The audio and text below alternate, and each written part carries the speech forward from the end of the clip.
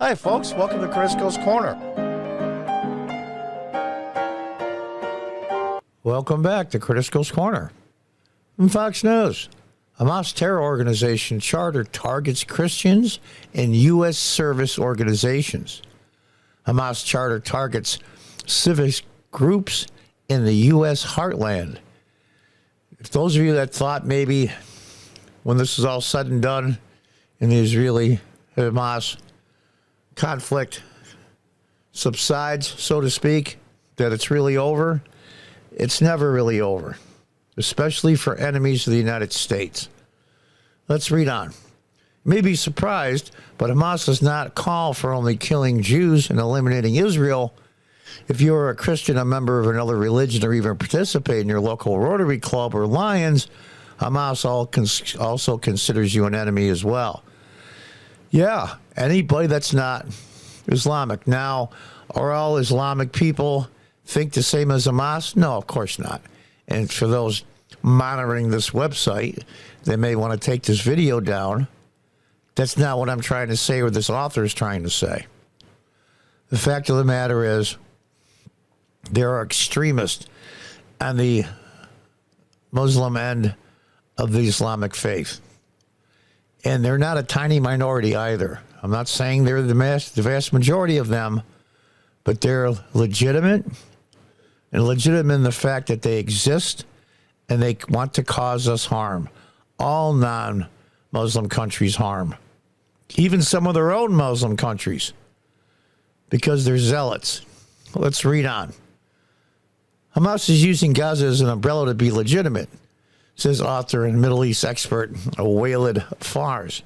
The reality is a jihadist movement, and it's manifesting itself in America and Canada and Western Europe. We have never been this level of danger for our democratic world.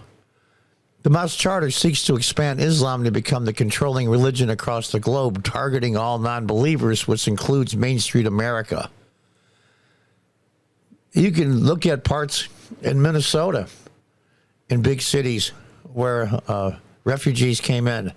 They're basically no-go zones for America and the police. They're basically a country within a country.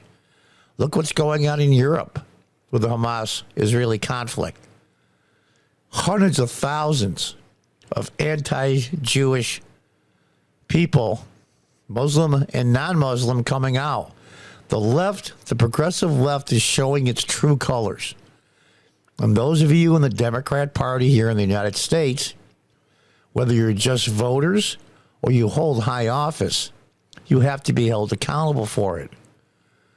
The terrorist group's guiding philosophy detailed in the Covenant of the Islamic Resistance Movement, which was adopted in 1988. It says the duty of every Muslim is jihad, and there is no solution to the Palestinian question except through jihad, and says the Jews will not be pleased with thee, neither the Christians, until they follow the ways of Hamas. Now, those of you that are wondering why the rest of the Muslim world, i.e. the Arab world, does not take in the refugees from Palestine, think about that for a minute. Why won't they take them in? Well, there might be two reasons. One is they don't want those zealots inflaming things that are already happening in their country. And number two is they're useful idiots to go after Israel. That way they don't have blood on their hands directly and literally. Israeli is just a thick skin to the rest of the international community that happens to be blocking them, said Fars, who has written a new book, Iran, an imperialistic republic and U.S. policy, that explains how Tehran's proxies like Hamas spread their message of hate. That's right. And some of the Arab proxies as well, not just Iran. They know our society very well. They are here. Article 22 of the Hamas Charter mentions an unexpected subject of its call for jihad. The American as apple pie business community and charitable organizations found throughout the nation. Rotary and Lions Club, Freemasonry is also on the list. Charter cites what it calls secret societies, such as Freemasons, Rotary Clubs, and Lions, and others in different parts of the world for the purpose of sabotaging societies and achieving Zionistic interest. So everyone is trying to prop up the Zionists in Israel, our mortal enemies. The enemy of my enemy is my enemy. Hamas faults the humanitarian organizations, falsely accusing them of attempting to colonize many countries in order to enable them to exploit their resources and spread corruption. Again, the evil progressive left, no matter if it's a Muslim faith or it's the progressive Democrats here in the United States, they all cling to one thing: the oppressor narrative. Look at how Asians are treated. They were treated very poorly for a long time, as well as Chinese and other Asians. And now they're doing very well here. All of a sudden now, they're the oppressors. And that's the way it works. Oppressed people being oppressed by other people. And that is the socialist mantra from the very beginning. FBI Director Christopher Wray appeared before the House Committee on Homeland Security last week, announcing that the Bureau had ramped up extensive investigations in Hamas in order to disrupt any potential Hamas-related attacks on U.S. soil and shut down any financial support flowing to the terrorist group. We've kept our sights on Hamas and have multiple investigations into individuals affiliated with the foreign terrorist organization, said Wray. I want to say something here. I am not a big fan of the Patriot Act that was basically put in after 9/11 to make it easier to stop terrorists. That act has been turned on its own people, as I thought it would. But I'll say this to FBI director or anybody in Congress as an individual American citizen: we have to give up any of our constitutional God-given rights in order to make it easier to find, expel terrorists, then so be it, because our constitutional God-given rights are more important. And once we lose them, we can never get them back. You've seen a rogues gallery of foreign terrorist organizations calling for attacks against America and our allies. We cannot and do not discount the possibility that Hamas and other foreign terrorist organizations may exploit the current conflict to conduct attacks here on our soil. Of course they would want to do that. It's the heart at the imperialist, or, we can use any jargon that we want. The Soviets call us the imperialists. Even the less progressive Democrats call us colonists, colonizationists. Say it's all the same thing. It's same soup, just reheated. Federal prosecutors have brought a slew of cases against Hamas-affiliated charities and individuals in the U.S.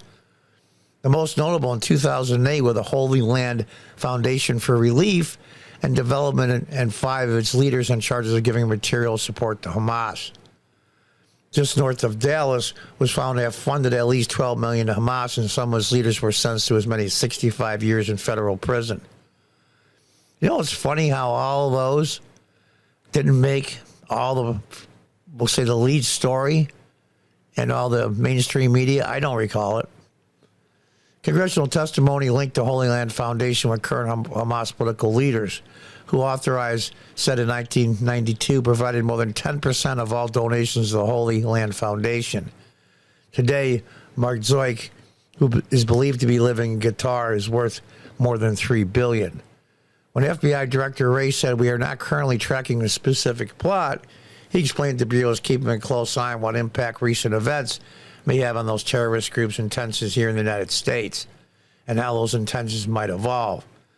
I don't know the whole story on the car that went from the U.S. with the explosives in it and blew up when it was trying to cross the border into Canada forcefully, or just try to blow up the border security that was there. But a car did try to go through it, and it did explode, and it was filled with explosives. Individual was dead. Now, whether it was a suicide bombing, so to speak, or was accidental, the details haven't come out yet. Both the Rotary Alliance Club told Fox News their organizations are not political. And of course, they're going to say that, and they aren't. A lot of organizations do a lot of good things. They're non-political. Well, nobody's completely non-political. That's what AARP said. They were supposed to be non-political, and look what they did. I'm not saying the Lions Club are. But nobody's 100% non-political, some a lot more than most.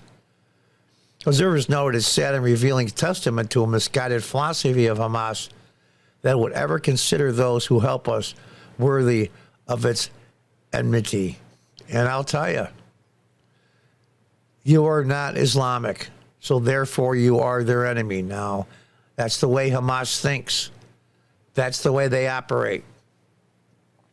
And with Israel right on their border, and Israel is powerful militarily and economically both, this can never be solved. What's going to happen to Hamas? They'll probably be driven mostly out of Palestine. They'll splinter off into many little groups around the Arab world, maybe even to Europe, who knows, with the tons of refugees pouring in to Europe, just like they are here in the United States. The West is under siege. We are being invaded, not just by Islamic terrorists, but by individuals that have absolutely no respect or understanding for the United States and Western civilization. That's just a statement of fact. Are they all like that? No, but enough to make it a huge problem. Look what's going on in portions of England. It's just amazing to me how in Sweden, there's huge sections in some of their major cities that are no-go for non-Muslims. Not even the police go in there. Have they been conquered? I don't know. It certainly sounds like it. What do you call it when millions of people cross the border into your country carrying foreign flags? Maybe you can figure out what that is. But again, I'll say the intelligence services, FBI, DOJ, CIA, and all the rest, if it calls for Americans losing some of their God-given constitutional rights to make your job easier, then your job just became harder. Until the next time, goodbye and good luck.